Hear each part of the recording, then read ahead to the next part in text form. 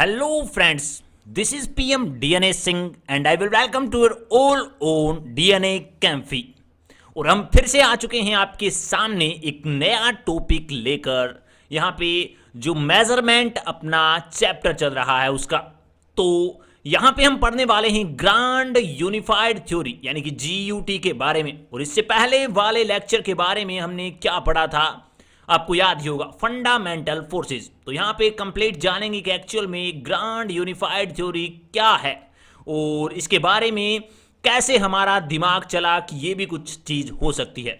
तो आप अगर चैनल पे नए हों तो चैनल को सब्सक्राइब कर लीजिए और कंप्लीट फिजिक्स के कोर्स की हर एक अपडेट पाने के लिए आप चैनल के बेल आइकन को प्रेस कर लीजिए।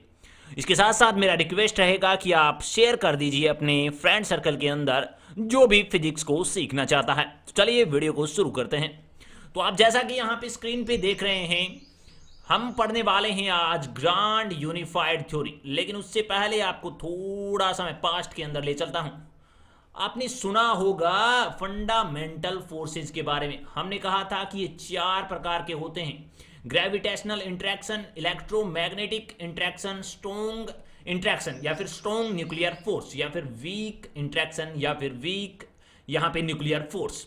अब बात रहती है कि जो ग्रांड यूनिफाइड थ्योरी है वो इन्हीं से निकल कर आती है। मैं आपको बता दूं कि इनमें सबसे पहले हमें जानना होगा कि सबसे यहाँ पे वीक फोर्स कौन था। ये था यहाँ पे ग्रेविटेशनल इंट्रैक्शन। उसके बाद वीक था हमारा वीक न्यूक्लियर इंट्रैक्शन, और उसके बाद आता था हमारा इलेक्ट्रोमैग्नेटिक इंट्रैक्शन, और उसके सबसे ज्यादा स्ट्रॉन्गेस्ट फोर्स था हमारा स्ट्रॉन्ग न्यूक्लियर फोर्स या स्ट्रॉन्ग इंट्रैक्शन। अब यहाँ पे यूनिफाइड थ्योरी क्या कहती है कि आप एनर्जी के लेवल को इतना ज्यादा कर दीजिए, एनर्जी के लेवल को इतना ज्यादा कर दीजिए जिसकी कोई लिमिट नहीं हो। यानी कि बहुत ज्यादा एनर्जी का लेवल कर दिया जाए तो कहीं ना कहीं जो ये स्ट्रॉन्ग न्यूक्लियर फोर्स है, जो स्ट्रॉन्ग न्यूक्लियर फोर्स है वो इस एनर्जी के लेवल के ऊपर वीक पड़ने लग जाता है। क्या लग जाता है? वीक पड़ने लग जाता है। स्ट्रॉन्ग न्यूक्लियर फोर्स क्या हो जाता है? वीक हो जाता है।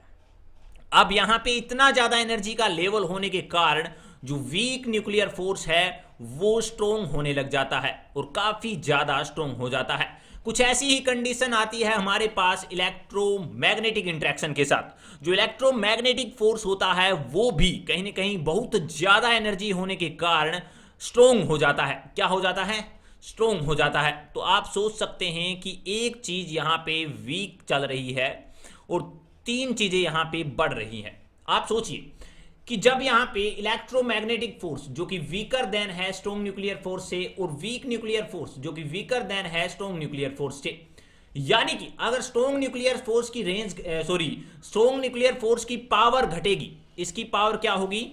लेस होगी, और इसकी पावर क्या होगी? बढ़ेगी। इसकी पावर क्या होगी? बढ़ेगी। साथ में इसकी भी पावर बढ़ेगी।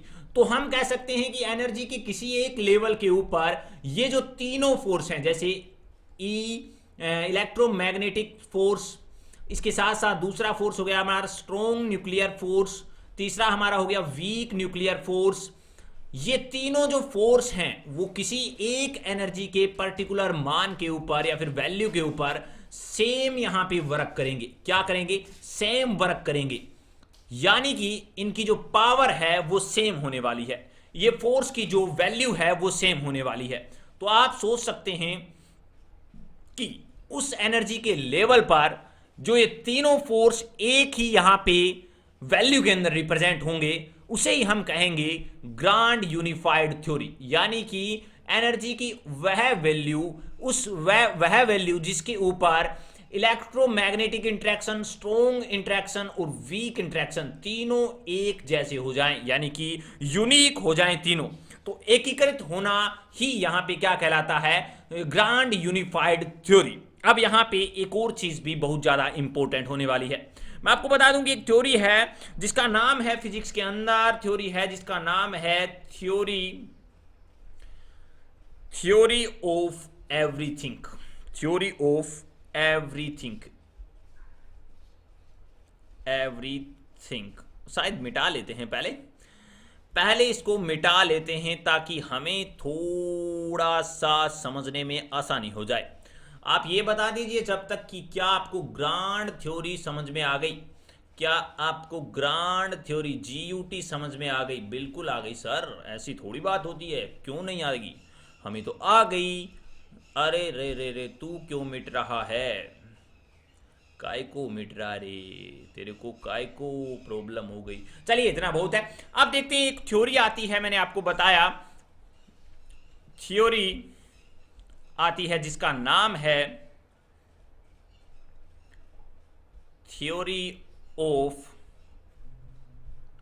एवरीथिंग। एवरीथिंग्स हम कह सकते हैं। ये क्या चीज है? एक्चुअल में ये चीज क्या है वो जानना जरूरी है। कोई भी बंदा किसी भी काम को करेगा तो वो चाहेगा कि उसे सिंपल से सिंपल वे के अंदर किया जाए। कोई भी बंदा अगर काम करेगा तो वो क्या चाहेगा? सिंपल वे के अंदर काम किया जाए। कौन चाहता है कि किसी भी एक पर्टिकुलर टॉपिक को पढ़ने के लिए उसे कम से कम 10-15 थ्योरीज पढ़नी पड़े? सभी चाहते हैं कि किसी एक सब्जेक्ट के लिए भी एक थ्योरी हो, तो इससे ज्यादा आसान क्या हो सकता है? कुछ इसी चीज को रिप्रेजेंट करती है ये थ्योरी। यानी कि जब हम क्लासिकल मैकेनिक्स पढ़ते हैं, क्लासिकल मैकेनिक्स पढ़ते हैं, जब हम देखते हैं ग्रेविटी के बारे में, और ये जो जितने भी रूल्स हैं ग्रेविटी के, वो कहीं ना कहीं ट्रू दिखते हैं हमें। क्या दिखते हैं? ट्रू दिखते हैं। जब हम मॉडर्न फिजिक्स के अंदर आते हैं, मॉडर्न फिजिक्स के अंदर आते हैं, जब हम यहां पे बहुत ही माइक्रो स्टडी करते हैं, माइक्रो लेवल की स्टडी करते हैं, जैसे कि न्यूक्लियस के अंदर की स्टडी कर सकते हैं, और यहां पे हम क्या करते हैं? मैक्रो स्टडी करते हैं। मैक्रो स्टडी करते हैं यानी कि लार्ज चीजों की स्टडी करते हैं। जब यहां पे ओनली मैक्रो चीजों की स्टडी करते हैं या फिर क्लासिकल मैकेनिक्स के रूल्स इसी के अंदर यूज करते हैं, तो एकदम ट्रू चीजें लगती है।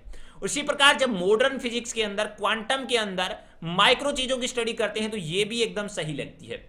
लेकिन जब इन दोनों को मिला दिया जाता है, जब इन दोनों को कंबाइन पढ़ा जाता है, तो ये जो रूल्स हैं, ये जो जितने भी रूल्स हैं, लॉ हैं, वो गड़बड़ाते हुए नजर आते हैं, कहीं ना कहीं ये गलत से नजर आते हैं।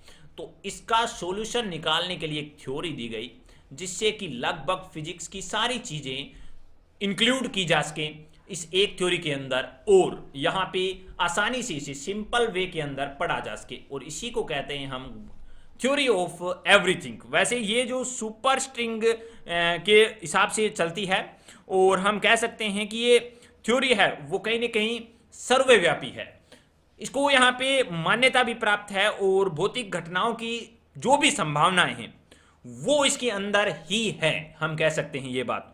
तो हमने जो यहाँ पे आज एक छोटा सा टॉपिक रखा था, ग्रांड यूनिफाइड थ्योरी, आशा करते हैं कि आपको समझ में आया होगा, और नेक्स्ट अपडेट हम कल लेके आ रहे हैं, अगला टॉपिक। चलिए आज के लिए इतना ही रखते हैं, और अगर आप चैनल पे नए हो, चैनल को सब्सक्राइब जरूर कर लीजिए ताकि अगला अपडेट भी आपको सबसे पहले मिल सके।